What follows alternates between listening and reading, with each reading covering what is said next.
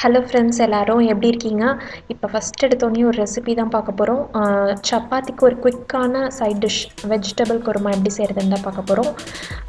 இந்த recipe suppose வேணான்னா கீழே வந்துட்டு செகண்ட்ஸ் கொடுக்குறேன், அந்த செகண்ட்க்கு வேணால் ஸ்கிப் பண்ணிக்கோங்க. ஓகே, இப்போ வந்துட்டு குக்கரில் டேரெக்டாக குக்கர்லேயே செஞ்சிடலாம். செம்ம குயிக்காக செஞ்சிடலாம், ஈஸியாகவும் இருக்கும், நல்லா டேஸ்ட்டாகவும் இருக்கும். ஒரு 2-3 ஸ்பூன் அளவுக்கு எண்ணெய் ஊற்றிட்டு, எண்ணெய் காஞ்ச பிறகு ஒரு பட்டை, 2 கிராம்பு, ஒரு ஏலக்காய், அப்புறம் ஒரு அரை ஸ்பூன் சோம்பு, இதெல்லாம் தான் தாளிப்புக்கு. இதை வந்து பொரிஞ்சு வந்த பிறகு ஒரு பெரிய வெங்காயம் வந்துட்டு நீளமாக கட் பண்ணி சேர்த்துக்கோங்க. வெங்காயம் நல்லா கொஞ்சம் ப்ரௌன் ஆனும். அதுக்கப்புறமேட்டு ஒரு 4-5 கருவேப்பிலை, அதுக்கப்புறம் மசாலா தூள்லாம் சேர்த்துடலாம். ஒரு அரை ஸ்பூன் மஞ்சத்தூள், காரத்துக்கு ஏற்ப வந்து மிளகாய் தூள், அரை ஸ்பூன் கிட்ட ஜீரகத்தூள், அப்புறம் வந்துட்டு ஒரு ஸ்பூன் கிட்ட மல்லித்தூள். இதை வந்துட்டு நல்லா கலந்துக்கோங்க. இதுக்கப்புறமேட்டு தான் நம்ம வந்து இஞ்சி பூண்டு பேஸ்ட் சேர்க்க போகிறோம். இது வந்து கொஞ்சம் நம்ம எப்பொழுதும் இஞ்சி பூண்டு பேஸ்ட்டு சேர்த்த பிறகு தான் இதெல்லாம் சேர்ப்போம். இது வந்து கொஞ்சம் ட்விஸ்ட் மாதிரி. ஸோ இந்த ப்ரொசீஜர்லேயே செஞ்சு பாருங்கள். அது வந்து ஒரு கொஞ்சம் டேஸ்ட்டு கொஞ்சம் வேறு மாதிரி கொடுக்கும். இஞ்சி பூண்டு நல்லா வதங்கிடணும், இந்த மாதிரி வந்துடணும், நல்லா ப்ரௌனாக. இந்த மாதிரி வந்த பிறகு தான் நம்ம காய்கறியெலாம் சேர்க்க போகிறோம். இதுக்கு வந்து தக்காளி தேவையில்லை, நீங்கள் சேர்த்துக்கிறதுனாலும் சேர்த்துக்கலாம். நான் வந்துட்டு கேரட்டு, பீன்ஸு, உருளைக்கிழங்கு இதெல்லாம் சேர்க்குறேன். இதெல்லாம் வெங்காயம் வதங்குற கேப், அந்த கேப்லேயே நம்ம கட் பண்ணி வச்சுக்கலாம்.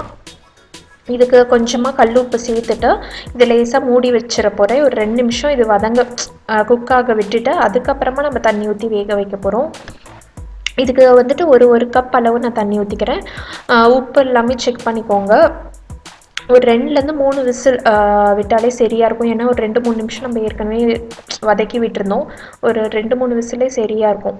அவ்வளோதான். அந்த கேப்பில் வந்துட்டு ஒரு 4 ஸ்பூன் தேங்காயும், 1 ஸ்பூன் கசகசா, இதை வந்து நல்லா பேஸ்ட்டாக அரைச்சிக்கோங்க. இந்த குக்கர் விசில் அடங்குற டைமில் நல்லா அரைச்சி அதை ரெடி பண்ணி வச்சுக்கோங்க. இப்போ பார்த்திங்கன்னா ஓப்பன் பண்ணிடலாம், எல்லாம் வெந்து வந்துருச்சு. இப்போ வந்துட்டு நம்ம அரைச்சி வச்சுருந்து தேங்காய் பேஸ்ட்டு சேர்க்க போகிறோம். இது அப்படியே நம்ம குயிக்காக பண்ணிடலாம். சீரியஸாக நம்ம சப்பாத்தி தேய்ச்சி இந்த ஊறுற டைம், சப்பாத்தி மாவு கலந்து விட்டுட்டு அந்த ஊறுற டைம்லேயே இந்த கிரேவி செஞ்சிடலாம். சூப்பராக இருக்கும் சைட் டிஷ். நல்லா வாசமே பார்த்திங்கன்னா ஏதோ நான்வெஜ் குழம்பு செஞ்ச மாதிரி ஒரு வாசம் அடிக்கும், ரொம்ப நல்லாயிருக்கும். கடைசியாக வந்துட்டு ஒரு அரை ஸ்பூன் கரம் மசாலா தூள் ஆட் பண்ணணும். அவ்வளோதான். இதை முடிச்சுட்டா அவ்வளோதான், நம்ம கிரேவி வந்து சூப்பராக ரெடி ஆகிடும். கடைசியாக கொத்தமல்லி தூவி சர்வ் பண்ணிக்கோங்க. இது வந்து கண்டிப்பாக ட்ரை பண்ணி பார்த்துட்டு எப்படி இருந்துச்சுன்னு சொல்லுங்கள். ஓகே, இப்போ வந்துட்டு ரித்வா மதியம் தூங்கிட்டுருக்கான். தூங்கி எழுந்திரிச்சோன்னே நாங்கள் வந்து வெளியே போகிறோம். எங்கன்னு பார்த்தீங்கன்னா, ஃபஸ்ட்டு எனக்கு இஎன்டி டாக்டரை பார்க்க வேண்டியது இருந்துச்சு. எனக்கு ரொம்ப அடிக்கடி இந்த கிளைமேட்னால ஃபுல்லாக கோல்டாகவே இருக்குது எப்போ பார்த்தாலும். சரி, அதனால் பார்த்துட்டு வந்தோம். அவங்க மெடிசன்ஸ் கொடுத்துட்டு அப்புறம் 3 நாள் கழித்து வர சொன்னாங்க. அது சரியாகாட்டி அந்த ஸ்ப்ரே மாதிரி அடிக்கணும் அப்படின்னு சொல்லியிருக்காங்க. எனக்கு பார்க்கலாம் எப்படி போகுதுன்னு தெரியல எனக்கே. இப்போ க்ரீன்ஸ் தான் வந்திருக்கோம். க்ரீன்ஸ் வந்துட்டு மளிகை சாமான்லாம் வாங்குறது இருந்துச்சு, அதெல்லாம் வாங்கணும். அந்த டைமில் வந்து ரித்வா வந்துட்டு மாடியில் அந்த ஃபன்லேண்ட் இருக்கும், கீழே சூப்பர் மார்க்கெட், மாடியில் வந்துட்டு இந்த ஃபன்லேண்ட் இருக்கும். ஸோ அவனை அங்கே விளையாட விட்டுறது ஒரே வேலையாக எங்களுக்கு முடிஞ்சிடும். க்ராசரி ஐட்டம்ஸ் எல்லாம் வாங்கின மாதிரி இருக்கும். ரித்வாவும் நல்லா விளாண்ட மாதிரி இருக்கும்.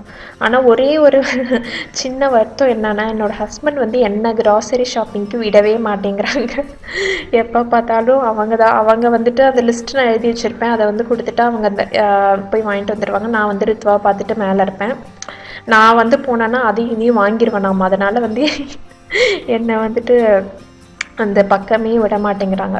பார்க்கலாம், அது எத்தனை நாள் போகுதுன்னு தெரியல, பார்க்கலாம். ஆக்சுவலாக இந்த ரித்வா வந்து இங்கே உள்ளே விளையாடுறான்ல, இது வந்து 1/2 அன் ஹவர் டைமு. இந்த 1/2 அன் ஹவர் டைம்லேயே அந்த கீழே நான் அந்த அவங்க க்ராசரி இதை முடிச்சுட்டு காரில் எடுத்து வச்சுட்டே மேலே வந்துடுவாங்க. ஸோ அவ்வளோ குயிக்காக பண்ணிடுவாங்க. அவங்க வேறு எதுவும் வாங்க மாட்டாங்க. கரெக்டாக போனால் அந்த லிஸ்ட்டில் இருக்கிறத பார்த்து கடன்னு வாங்கிட்டு வந்துடுவாங்க. நான் போனால் தான் அது இதையும் பார்த்துட்டு கொஞ்சம் லேட் பண்ணிடுவேன். இந்த ஆப்ஷன் உங்களுக்கும் கிடச்சிதுன்னா ட்ரை பண்ணுங்கள். பசங்களை விளையாடுற இடத்துல விட்டுட்டு ஷாப்பிங் பண்ணுறது, அது வந்து ரொம்பவே ஈஸியாக இருக்கும்.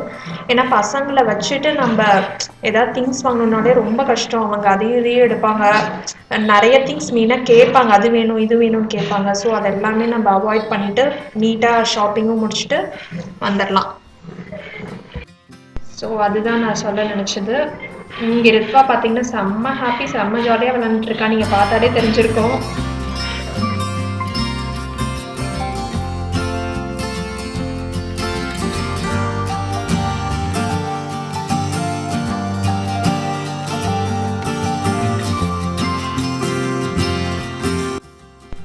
ரித்வாக்கு பார்த்தீங்கன்னா இந்த ஃபன்லேண்ட் எத்தனை டைம் வந்தாலும் போர் அடிக்காதுன்னு நினைக்கிறேன். பட் நாங்கள் வந்துட்டு அடிக்கடி வர்றதில்ல. எப்போ நாங்கள் இந்த இது வாங்க வரோமோ அப்போ தான் அந்த ஃபன்லேண்டுக்கும் போகிறது.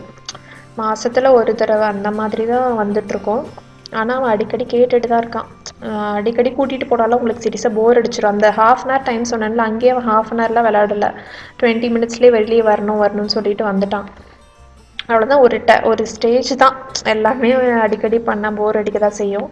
ஸோ அப்பப்போ கூட்டிகிட்டு போகிறது தான் பெட்டர் ஆப்ஷன். அவ்வளோதான். இப்போ அவங்களும் வந்துட்டாங்க. எல்லா சாமான் வாங்கிட்டு வந்துட்டாங்க. ஜஸ்ட் கொஞ்ச நேரம் இருந்துட்டு கிளம்பிட்டோம். இப்போயே மணி வந்து நல்ல நேரம் ஆயிடுச்சு. ஹாஸ்பிட்டல்லே பார்த்திங்கன்னா நிறைய பேஷண்ட்ஸ் நல்லா வெயிட் பண்ணி தான் பார்த்தோம். அங்கேயே கொஞ்சம் லேட் ஆகிடுச்சு. இங்கே வந்து ஒரு 40 மினிட்ஸ் கிட்ட ஆகிடுச்சு. ஸோ வெளியே அப்படியே டின்னர் வாங்கிட்டு வீட்டுக்கு போயிடலாம் அப்படின்னு இன்றைக்கி ஸ்ட்ரீட் ஃபுட் தான் வாங்க போகிறோம்.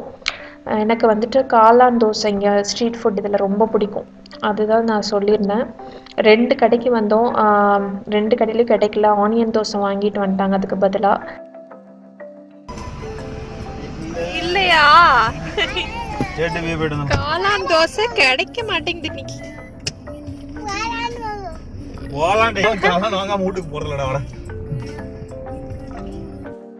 லாஸ்ட்டாக A to Bக்கே வந்தாச்சு. அப்படியே எனக்கு ஒரு ரசமலாய் வேணும்னு சொல்லியிருந்தேன். ஸோ அப்படியே வாங்கிட்டு போயிருக்காங்க. இப்போ என்ன பாட்டு ஓடிட்டுருக்குன்னு கேட்டிருப்பீங்கன்னு நினைக்கிறேன். மின்னலே அந்த ஆல்பம் தான் அப்படியே ஓடிட்டுருக்கு. இந்த படம் யாருக்கு ரொம்ப பிடிக்கும்னு சொல்லுங்கள். இந்த படம் பாட்டு எல்லாம் எனக்கு ரொம்ப ரொம்ப பிடிச்ச ஒன் ஆஃப் மை ஃபேவரட் மூவிஸில் வந்துட்டு மின்னலேவும் ஒன்று. பட் அவ்வளோ பெரிய ஸ்டோரி அப்படிலாம் இல்லை. பட் ஏதோ ஒன்று அது ரொம்ப பிடிக்கும். ஏன்னா அந்த படம் வந்துட்டு ஜிவிஎம்மோடையும் ஃபஸ்ட்டு படம், ஹாரிஸ் ஜெயராஜோடையும் ஃபஸ்ட்டு படம் மியூசிக். அது என்னமோ அவங்க 2 பேரும் சேர்ந்து பண்ணால் அது ஒரு மேஜிக் மாதிரி இருக்கும். நல்ல காம்பினேஷனாக இருக்கும் அவங்க 2 பேரும்.